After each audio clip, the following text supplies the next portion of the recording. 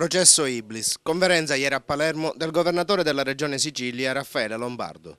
Non ho intenzione di dimettermi e andrò avanti. Nel caso in cui sulla sua linea di governo qualche partito vorrebbe attuare dei giochi politici, Lombardo ha detto: non intendo stare a vivacchiare, se non ci sono le condizioni per governare non mi sento attaccato alla poltrona e si torna a verificare le cose con il corpo elettorale.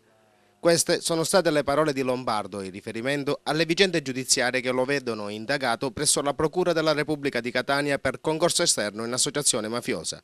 Per quanto riguarda invece le dichiarazioni del leader nazionale del PD Luigi Bersani circa un eventuale ridimensionamento da parte del suo partito a sostegno del governo siciliano, Lombardo ha detto che le alleanze non devono essere messe in discussione.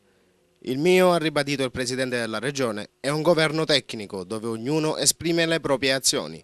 Non essendo quindi un governo politico, non credo che ci sia da ricorrere al tipico sistema del ritiro delle delegazioni. Per quanto riguarda invece le sue vicissitudini giudiziarie, Lombardo ha ribadito che tutto quello che aveva da dire in merito lo ha già fatto nelle sedi opportune e che tutto è stato verbalizzato dai giudici di cui ha il massimo rispetto e fiducia.